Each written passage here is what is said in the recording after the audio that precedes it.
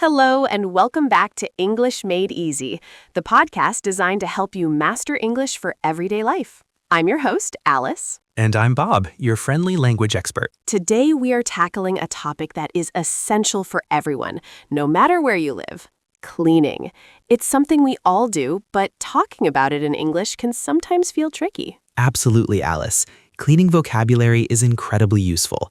If you want to talk about your home, ask for help, or even buy cleaning supplies, you need these words. That's right. So, Bob, let's start with the basics. What are the main rooms we usually clean in a house? Great starting point. We often talk about the kitchen, the bathroom, the living room, and bedrooms. Each room needs different cleaning tasks. Perfect. Let's focus on verbs first, the action words. What are the most common general cleaning verbs we use? The big three are probably to clean, to tidy up, and to organize. Can you explain the difference simply? Think of it like this. To clean means to make something free from dirt or mess. If you wipe a table, you are cleaning it. To tidy up means putting things back where they belong. If socks are on the floor, you tidy them away. And to organize? To organize is a bigger job. It means arranging things neatly so they are easy to find, like organizing your bookshelf by color or size. Cleaning removes dirt, tidying puts things away, and organizing structures things. That makes perfect sense. Now let's move to tools. What are the essential cleaning tools everyone should know? We need our essential toolkit. First, you must know the word cloth. A cleaning cloth is what you use to wipe things. Sometimes we call it a rag, but cloth is more common now. Okay, a cloth. What else? Then we have the sponge. Sponges are usually soft and used for washing dishes or scrubbing sinks. And of course, the mop and the broom. Ah, the mop and broom. Yes, a broom has stiff bristles and is used to sweep dirt across the floor into a dustpan.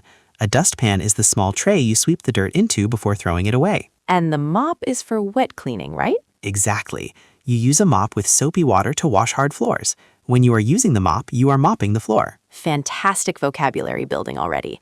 Let's talk about the actual dirt. What words do we use for different types of mess? We often deal with dust. Dust is that light fuzzy layer that settles on furniture. When you remove it, you are dusting. So dusting is the action and dust is the mess. Precisely. Then there is dirt, which is general grime or soil. If you spill coffee, that's a mess or a spill. If it's sticky, we might call it grime. And what about cleaning products? What do we use to kill germs? We use disinfectants or sanitizers. A very common general cleaner is often called an all-purpose cleaner.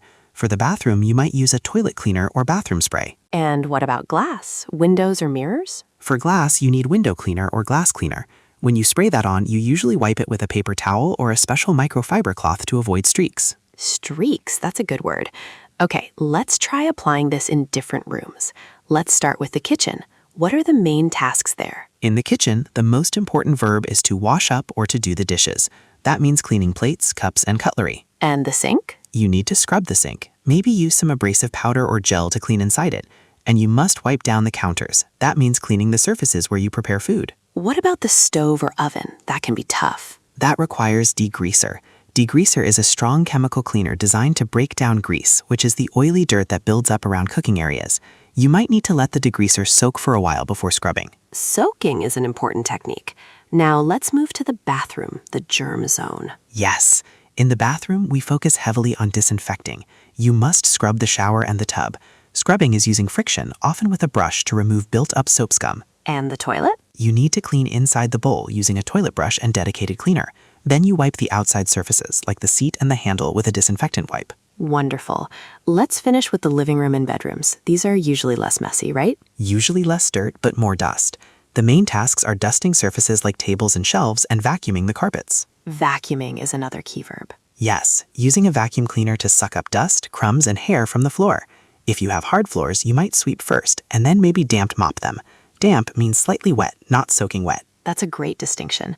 So to summarize for our listeners, we've learned key verbs like clean, tidy up, organize, dust, scrub, sweep, and vacuum. And essential tools like the cloth, sponge, broom, dustpan, and mop.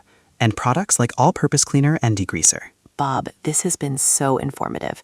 If a listener wants to ask someone for help, what's a simple phrase they can use? A very polite way to ask is, could you please help me tidy up this room? Or if they need a specific tool, do you know where the mop is? Excellent practical phrases. Thank you so much, Bob, for guiding us through the world of cleaning in English. My pleasure, Alice. Remember, everyone, a clean home starts with clear English vocabulary. That's all the time we have for today on English Made Easy.